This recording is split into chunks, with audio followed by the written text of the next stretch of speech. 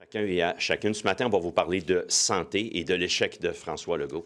Rappelez-vous, François Legault, élu pour la première fois en 2018, lui, il allait améliorer l'accès aux soins dans le système de santé pour les Québécoises et Québécois. Et force est de constater, dans sa 7e année, il y a 6 années déjà derrière la cravate, dans sa 7e année, l'accès aux soins, c'est pire que pire. François Legault a abandonné les Québécoises et Québécois, notamment sur les nombreuses listes d'attente. Plus de 160 000 Québécoises et Québécois sont en attente d'une chirurgie. Et les délais ne sont même pas respectés également pour les chirurgies de plus d'1 an. Les objectifs ont constamment été modifiés et repoussés. Alors, François Legault a abandonné les Québécoises et Québécois en santé. C'est un improvisateur qui n'a pas pu améliorer l'accès aux soins. C'est son échec. Ça va être long les 2 dernières années qui lui restent à François Legault. Je vais maintenant céder la parole à mon collègue André Fortin. Merci, Marc. L'interpellation de ce matin en santé était particulièrement intéressante.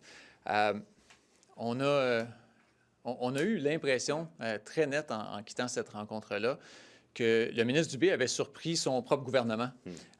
Les députés gouvernementaux ont passé la session presque entière à suggérer tous les bienfaits du système privé de santé, des CMS, de l'apport qu'ils ont, que c'est un chef-lieu de l'innovation pour des cités, alors que le ministre Dubé, de son côté, nous affirmait vouloir sevrer l'État de cette dépendance-là aux cliniques médicales spécialisées privées.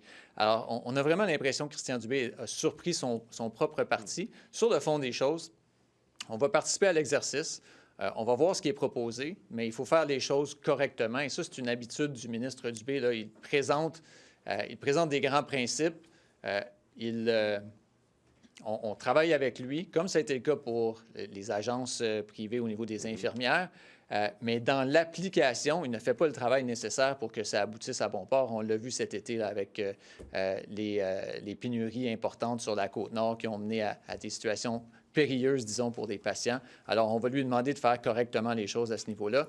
Et il y a une chose sur laquelle je veux insister, c'est en toute fin d'article, dans un seul des articles sur le privé en santé, Christian Dubé dit « Mais oui, on veut forcer les gens à pratiquer au Québec, mais ils pourront pratiquer où ils veulent, c'est-à-dire on voudra abolir les prêmes. » Il a été un peu plus nuancé ce matin.